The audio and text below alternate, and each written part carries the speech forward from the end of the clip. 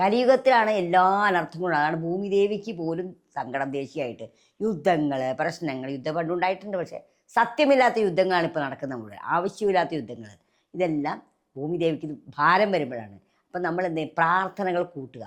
വൈശാഖ മാസത്തിലെ അമാവാസി കഴിഞ്ഞിട്ട് വരുന്ന മൂന്നാമത്തെ ദിവസത്തെയാണ് തൃതീയ എന്ന് പറയും. എല്ലാ അമാവാസി കഴിഞ്ഞിട്ട് വരുന്ന തൃതീയയ്ക്കും പ്രാധാന്യമുണ്ട്. ആ തൃതീയ ദിവസം നമ്മൾ ചന്ദ്രനെ കണ്ടാലും ചന്ദ്രനെ കാര്യങ്ങൾ നമ്മൾ ചന്ദ്രനോട് പ്രാർത്ഥിച്ചാലും എല്ലാം വളരെയധികം ഫലദായകമാണ്. പ്രത്യേകിച്ച് വൈശാഖ മാസത്തിൽ. വൈശാഖം എന്ന് പറഞ്ഞാൽ ഏറ്റവും പുണ്യമുള്ളൊരു സമയമാണ്. ഈ വൈശാഖം എന്ന് പറഞ്ഞാൽ മേടമാസത്തിലെ വാവ് കഴിഞ്ഞിട്ട് ഇടവമാസത്തിലെ വാവിനുള്ളിൽ വരുന്നതാണ് വൈശാഖ മാസം. വൈശാഖ മാസത്തിലാണ് ബലരാമൻ ജനിച്ചു എന്നാണ് അറിയപ്പെടുന്നത്. ഒരു കാര്യം അതോടൊപ്പം ഞാൻ പറയട്ടെ. ഓരോരുത്തരുടെ നക്ഷത്രമനുസരിച്ച് ഓരോരുത്തർ നക്ഷത്രത്തിന് വരുന്ന ആ സമയമനുസരിച്ച് വേണം, ദശാപഹാര ചിത്രങ്ങളനുസരിച്ച് വേണം നമ്മൾ ഭൂമി വാങ്ങിക്കാനും ഗൃഹപ്രവേശനം നടത്താനും ഒക്കെ ആയിട്ട്. നമസ്കാരം.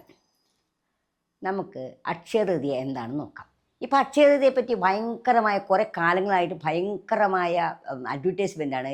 ജ്വല്ലറിക്കാരൊക്കെ അക്ഷയതൃതീയ എന്ന് പറഞ്ഞാൽ ഭയങ്കര അഡ്വർടൈസ്മെൻ്റാണ്. ബുക്ക് ചെയ്തോളൂ, വാങ്ങിച്ചോളൂ എന്നൊക്കെ പറഞ്ഞു.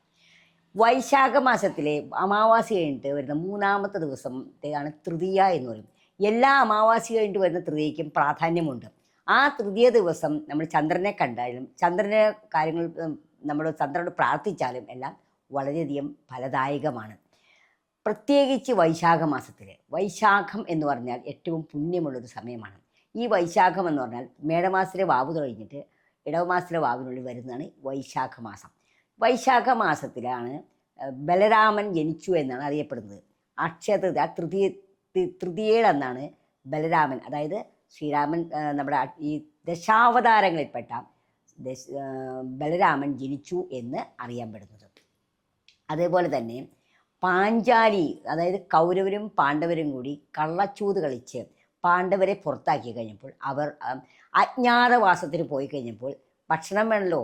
അപ്പം അങ്ങനെ ചെയ്തപ്പോൾ കൃഷ്ണഭക്തിയായിരുന്നു പാഞ്ചാലി ഭഗവാനെ പ്രാർത്ഥിച്ചു കഴിഞ്ഞപ്പം ഭഗവാൻ, സൂര്യഭഗവാൻ കൊടുത്തൊരു പാത്രമാണ് അക്ഷയപാത്രം. ആ പാത്രത്തിൽ പാഞ്ചാലിയുടെ ഭക്ഷണം കഴിഞ്ഞാൽ പിന്നെ ഒന്നും ഉണ്ടാവില്ല.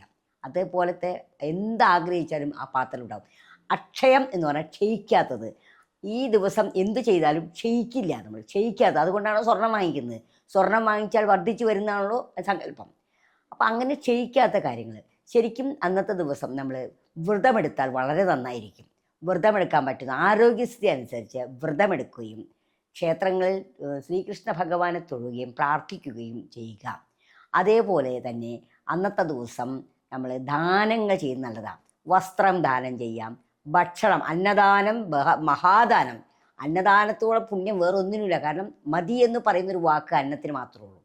അന്നദാനം ചെയ്യാം, നല്ല സൽപ്രവർത്തികൾ ചെയ്യാം. ഇപ്പോൾ വീട് വാങ്ങിക്കാനായിട്ട് നമുക്ക് തയ്യാറുള്ളത് നോക്കാം. അങ്ങനെ എല്ലാ കാര്യങ്ങളും ആരംഭിക്കാനും എല്ലാത്തിനും നല്ലതാണ് അക്ഷയതൃതീയ. ഒരു കാര്യം അതോടൊപ്പം ഞാൻ പറയട്ടെ. ഓരോരുത്തരുടെ നക്ഷത്രമനുസരിച്ച് ഓരോരുത്തർ നക്ഷത്രത്തിന് വരുന്ന ആ സമയമനുസരിച്ച് വേണം, ദശാപഹാര ചിത്രങ്ങളനുസരിച്ച് വേണം നമ്മൾ ഭൂമി വാങ്ങിക്കാനും ഗൃഹപ്രവേശനം നടത്താനും ഒക്കെ ആയിട്ട്. ഇപ്പോൾ ഉദാഹരണമായിട്ട് ഒരു ചോദ്യ നക്ഷത്രക്കാരനാണെങ്കിൽ അവർ 3, 5, 7, അതുപോലെ ഓരോ നക്ഷത്രത്തിനും 3, 5, 7 നക്ഷത്രങ്ങൾ വർജിക്കണം. 3-ാം നക്ഷത്രത്തിലാണ് താമസിക്കുന്നത് കലഹങ്ങൾ, ആവശ്യമില്ലാത്ത അന്നസറിയായ കലഹങ്ങൾ വരാൻ സാധ്യതയുണ്ട്. അതേപോലെ 5-ാം നക്ഷത്രത്തിലാണ് ഈ മക്കളെ കൊണ്ട് ബുദ്ധിമുട്ടുണ്ടാവും. 7-ാം നക്ഷത്രത്തിൽ ഭർത്താവും ഭാര്യയും കലഹം ഉണ്ടാവും. അപ്പം ഇങ്ങനെയുള്ള നക്ഷത്രങ്ങളൊക്കെ നോക്കിയിട്ട് വേണം ഈ നക്ഷത്രം, അതായത് ഈ അക്ഷയതൃതീയയ്ക്ക് വരുന്ന തൃതീയയ്ക്കാണ് അവിടെ പ്രാധാന്യം, തിഥിക്കാണ് പ്രാധാന്യം. അന്ന് വരുന്ന നക്ഷത്രം കാർത്തിക രോഹിണി ആയിരിക്കാം. ഈ നക്ഷത്രങ്ങൾ നമുക്ക് യോജിക്കുകയാണെങ്കിൽ മാത്രമേ ഗൃഹപ്രവേശമൊക്കെ ചെയ്യാൻ പാടുള്ളൂ.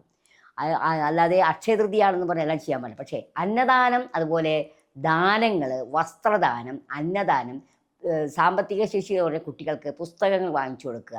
അപ്പം നമ്മുടെ കുട്ടികൾ പഠിക്കും. നമ്മൾ എന്താണോ ദാനം ചെയ്യുന്നത് അതിൻ്റെ ഇരട്ടിയായിട്ട് നമുക്ക് അനുഭവം വരും. വ്യാസമുനി ആദ്യമായിട്ട് മഹാഭാരതം എഴുതാൻ തുടങ്ങിയതും ഇന്നത്തെ ദിവസമാണെന്നാണ് നമ്മൾ പഴയ പുരാതനങ്ങളെ കൂടി അറിയാമെന്ന്, പുരാണങ്ങളെ കൂടി അറിയാൻ പറ്റുന്നത്. അതായത് അന്ന് നല്ല ദിവസമാണെന്നാണ് അതിൻ്റെ സൂചന. അപ്പോൾ അന്നത്തെ ദിവസം സാമ്പത്തിക ശേഷിയുള്ള കുട്ടികൾക്ക്, അതായത് വിദ്യാർത്ഥികൾക്ക് പുസ്തകങ്ങൾ വാങ്ങിച്ചു കൊടുക്കുക, ചെറുപയർ കൊടുക്കുക, ചെറുപയർ അനാഥാലയങ്ങൾ കൊടുക്കുക. അതേപോലെ പുസ്തകങ്ങൾ, പേന, ബാഗ്, കുട ഇതൊക്കെ വാങ്ങിച്ചു കൊടുത്താൽ നമ്മുടെ കുട്ടികൾക്ക് നമ്മുടെ കുട്ടികൾക്ക് വിദ്യയും സാമ്പത്തികവും എല്ലാം ഉയരും. നമ്മൾ എന്താണോ കൊടുക്കുന്നത് അതിൻ്റെ ഇരട്ടിയായിട്ട് നമുക്ക് ലഭിക്കുന്നതാണ്. അന്നത്തെ ദിവസം മറ്റുള്ളവരെ പറ്റി പഴി പറയാതെ, കുറ്റങ്ങൾ പറയാതെ, ദൈവാധീനത്തോടെ ഭാഗവതം വായിക്കുക, വിഷ്ണു സഹസ്രനാമം ജപിക്കുക, ഇങ്ങനെയുള്ള കാര്യങ്ങളൊക്കെ ചെയ്താൽ അതും നമ്മുടെ പുണ്യം ഇരട്ടിക്കുന്നു. വിഷ്ണു സഹസ്രനാമം ജപിച്ചാൽ ആ പുണ്യം ഇരട്ടിക്കുന്നു. അങ്ങനെയുള്ള പുരാണ പുസ്തകങ്ങൾ വായിക്കുകയോ, സമയമനുസരിച്ച് മതി, സമയമില്ലാത്തവർ ചെയ്യാൻ പറ്റില്ലല്ലോ ഒന്നും. ഇങ്ങനെയുള്ള കാര്യങ്ങൾ ചെയ്തു കഴിഞ്ഞാൽ നമ്മുടെ കുടുംബത്തിലേക്ക്, നമ്മുടെ വീട്ടിലേക്ക് ഐശ്വര്യം ഉണ്ടാവുന്നു. അതുപോലെ പശുക്കൾക്ക് ഭക്ഷണം കൊടുക്കുക, പുല്ല് വാങ്ങിച്ചു കൊടുക്കുക, ഭക്ഷണം കൊടുക്കുക, ഇതൊക്കെ ചെയ്തു കഴിഞ്ഞാലും അതും വളരെയധികം നല്ലതാണ്. ഒന്നും വേണ്ട, നായ്ക്കൾ വടക്കാണെങ്കിൽ അവർക്ക് എന്തെങ്കിലും ഭക്ഷണം ഇട്ട് കൊടുത്താലും അത് വളരെ നല്ലതാണ്. കിളികൾക്ക് അരിയും പഞ്ചസാരയും ചേർത്ത് കൊടുത്താൽ അതും വളരെ ഫലദായകമാണ്. അങ്ങനെ നമ്മൾ അന്നം കൊടുക്കുക, അന്നദാനം കൊടുക്കുക, അതുപോലെ കാക്കയ്ക്ക് ഭക്ഷണം കൊടുക്കുക, ഇതെല്ലാം വളരെയധികം അഭിവൃദ്ധിദായകമാണ്. പിതാവിന് മോക്ഷം കൊടുക്കാൻ വെള്ളം കിട്ടാനായിട്ട് ജലത്തിന് ക്ഷാമം വന്നപ്പോൾ പ്രാർത്ഥിച്ച് ആ ഗംഗാദേവി ഭൂമിയിലേക്ക് ഇറങ്ങി വന്നു എന്നും ഐതിഹ്യങ്ങൾ ഒരുപാടുണ്ട്. എങ്ങനെ നോക്കിയാലും അക്ഷയതൃതീയ വളരെയധികം ഫലദായകമാണ്. ഇപ്പോൾ സ്വർണം വാങ്ങിക്കുന്നവർ വാങ്ങിച്ചോട്ടെ, നമുക്ക് വിരോധമില്ല. കാരണം സ്വർണം അപ്പോഴും നല്ലതാണല്ലോ. സ്വർണം എന്ന് പറഞ്ഞാൽ ലക്ഷ്മിയാണ്. ലക്ഷ്മിയെ പ്രതിനിധീകരിക്കുന്നതാണ് സ്വർണം വെള്ളിയൊക്കെ വാങ്ങിച്ച് നല്ലതാണ്. അത് നമ്മുടെ സാമ്പത്തിക ശേഷി അനുസരിച്ച് കടം വാങ്ങിച്ചൊന്നും സ്വർണം വാങ്ങിക്കാതിരിക്കുക. വെള്ളി എന്ന് പറഞ്ഞാൽ ശുക്രനെ പ്രതിനിധീകരിക്കുന്നതാണ്. ഇതെല്ലാം വാങ്ങിച്ചു കഴിഞ്ഞാൽ വളരെയധികം നല്ലതാണ്. അക്ഷയത ദിവസം നമ്മൾ ചെയ്യേണ്ടത് തലേ ദിവസം തന്നെ വീടൊക്കെ വൃത്തിയാക്കി, വീടും പരിസരവും പൂജാമുറിയെല്ലാം വൃത്തിയായ വസ്ത്രം ധരിക്കുക. പുതുവസ്ത്രം കിട്ടുകയാണെങ്കിൽ അത് പുതുവസ്ത്രം ധരിക്കുക. ഇതെല്ലാം ചെയ്ത് സുമംഗലികളാണെങ്കിൽ കണ്ണെഴുതി പൊട്ടുതൊട്ട് സിന്ദൂരമൊക്കെ തൊട്ട് എപ്പോഴും വളരെ ഐശ്വര്യത്തോടെ ഇരിക്കണം. അത് പ്രഭാതത്തിൽ സൂര്യോദയത്തിന് മുമ്പ് കുളി കഴിഞ്ഞ്, സൂര്യോദയത്തിൽ കുളിച്ച് വിളക്ക് കത്തിച്ച് 5 തിരിയിട്ട് വിളക്ക് കത്തിച്ച് അതിൽ പുഷ്പങ്ങളൊക്കെ സമർപ്പിച്ച് മഹാലക്ഷ്മി അഷ്ടകം ചൊല്ലുകയും കനകധാരാ സ്തോത്രം ചൊല്ലുകയൊക്കെ ചെയ്താൽ ഐശ്വര്യം, ധനമാണ് എല്ലാവർക്കും വേണ്ടത്. സമ്പത്താണ് നമുക്ക് വേണ്ടത്. സമ്പത്ത് ഉണ്ടാവാനായിട്ട് ഏറ്റവും നല്ലൊരു ദിവസമാണ് അക്ഷയതൃതീയ ദിവസം. അക്ഷയതൃതീയ ദിവസം നമ്മൾ കുളിക്കാതെയും ജപിക്കാതിരിക്കരുത്. അതുപോലെ വീട് വൃത്തിയാക്കാതെ അമ്പലങ്ങളിൽ പോയിട്ട് കാര്യമില്ല. ആദ്യം വീട്ടിൽ നിന്നാണ് തുടങ്ങേണ്ടത്. ഗ്രഹം നന്നായാൽ എല്ലാം നന്നായി. ഗ്രഹത്തിലെല്ലാം വൃത്തിയാക്കി വിളക്കെത്തിച്ച് പ്രാർത്ഥിച്ച ശേഷം വേണം ക്ഷേത്രങ്ങളിൽ ദർശനം നടത്താനായിട്ട്. ഹിന്ദു പുരാണങ്ങളനുസരിച്ച് 4 യുഗങ്ങൾ എന്നാണ് പറയപ്പെടുന്നത്. അതിൽ ആദ്യത്തെ യുഗമാണ് സത്യയുഗം, രണ്ടാമത്തെ യുഗമാണ് ത്രേതായുഗം. ഈ അവതാരങ്ങളൊക്കെ വന്ന യുഗമാണ് ത്രേതായുഗം. അടുത്തതാണ് ദ്വാപരയുഗം, പിന്നെ കലിയുഗം. കലിയുഗത്തിലാണ് എല്ലാ അനർത്ഥങ്ങളും. അതാണ് ഭൂമിദേവിക്ക് പോലും സങ്കടം ദേശീയമായിട്ട് യുദ്ധങ്ങൾ, പ്രശ്നങ്ങൾ. യുദ്ധം പണ്ടുണ്ടായിട്ടുണ്ട്, പക്ഷേ സത്യമില്ലാത്ത യുദ്ധങ്ങളാണ് ഇപ്പോൾ നടക്കുന്നത്. നമ്മുടെ ആവശ്യമില്ലാത്ത യുദ്ധങ്ങൾ. ഇതെല്ലാം ഭൂമിദേവിക്ക് ഭാരം വരുമ്പോഴാണ്. അപ്പം നമ്മൾ പ്രാർത്ഥനകൾ കൂട്ടുക, യാഗങ്ങൾ ഉണ്ടാക്കുക. ഇതെല്ലാം ചെയ്താൽ ഇതിന് സമാധാനം ഉണ്ടാകും.